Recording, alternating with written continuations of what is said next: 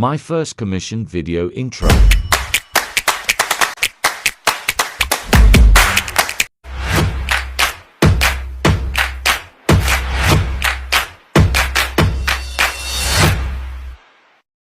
Assalamualaikum warahmatullahi wabarakatuh. Perkenalkan, nama saya Muna Devi dengan NIM 2105119. Di sini saya akan menjelaskan pertanyaan yang telah diberikan oleh dosen saya.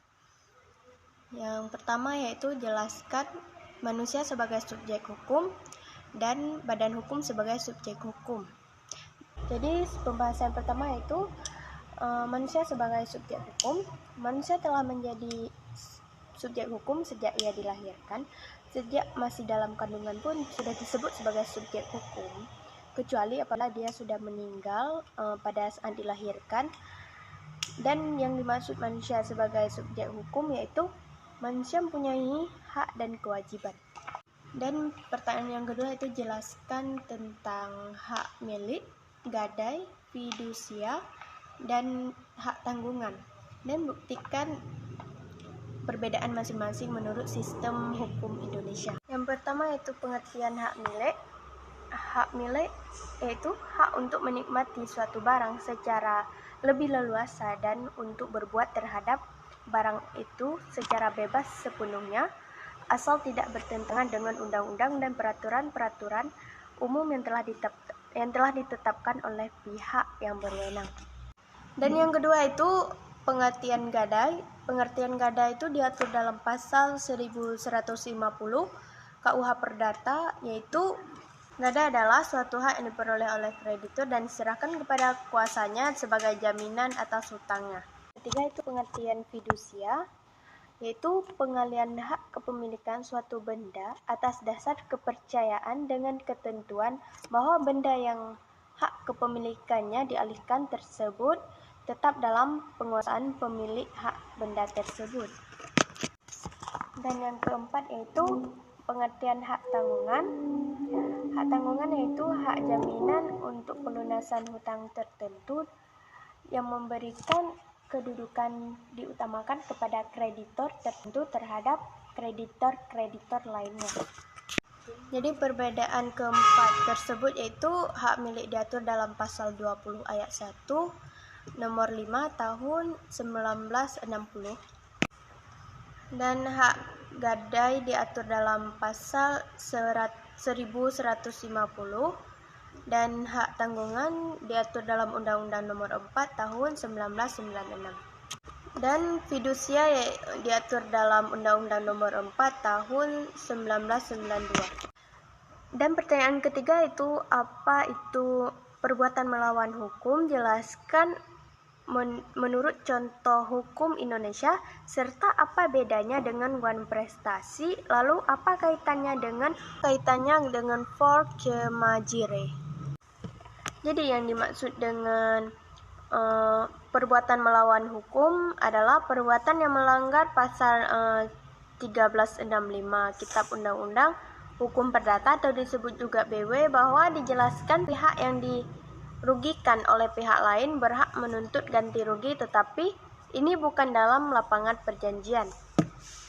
Contohnya, melakukan perbuatan yang menyeleweng dengan aturan hukum perkawinan yang termuat dalam Undang-Undang nomor 1 tahun 1974, yaitu dalam suatu gugatan perbuatan melawan hukum, penggugat harus membuktikan semua unsur-unsur perbuatan melawan hukum, selain harus mampu membukakan adanya kesalahan yang diperbuat oleh debitur.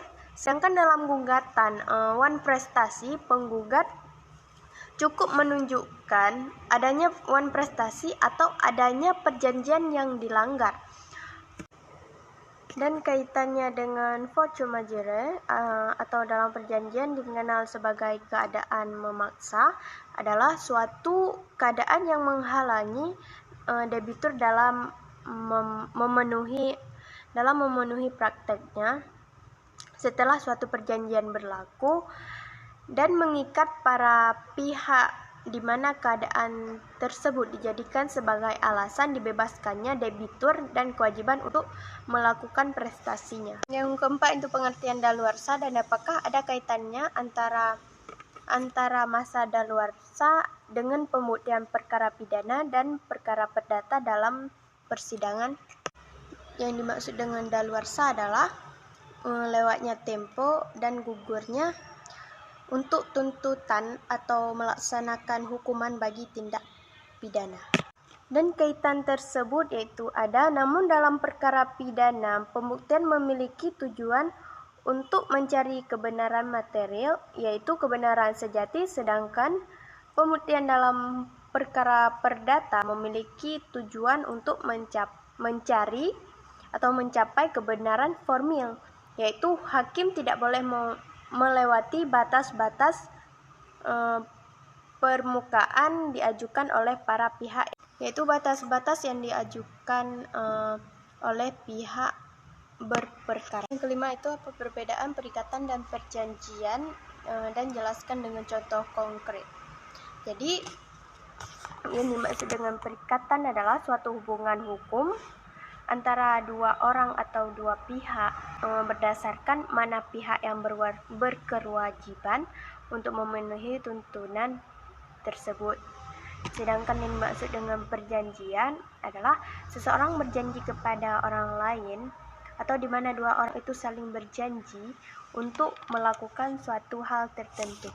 Dan soal yang keenam itu kesimpulan dari paper yang telah kami buat, yaitu jadi kesimpulan dari paper yang kami ajukan, yang kami kumpulkan kemarin itu yaitu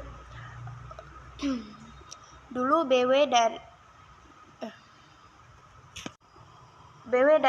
dari Belanda kemudian diterjemahkan jadi KUH Perdata dengan asas korkondasi. Ironinya, Profesor asal Universitas Utrecht Belanda, Profesor Dr. Tineke Lamboy, mengemukakan perdata di negara aslinya mengalami perubahan beberapa kali, yaitu menyesuaikan dengan kondisi yang ada di Belanda. Indonesia memang belum melakukan pembaruan secara menyeluruh bagi KUH Perdata seperti yang terjadi dengan KUH. Namun, sudah banyak bagian KUH Perdata yang telah diperbarui dengan undang-undang sehingga KUH Perdata seakan-akan tersingkirkan dan dipertanyakan kedudukannya. Kedudukan KUH Perdata di Indonesia sering menemui pro dan kontra. Dan hubungan Indonesia dengan internasional yaitu antar anggota negara dan negara dipakai hukum internasional, dan kalau negara dan negara dipakai hukum internasional berdasarkan mana pihak yang berkewajiban untuk memenuhi tuntunan tersebut. Sedangkan yang dimaksud dengan perjanjian adalah seseorang berjanji kepada orang lain atau di mana dua orang itu saling berjanji untuk melakukan suatu hal tertentu.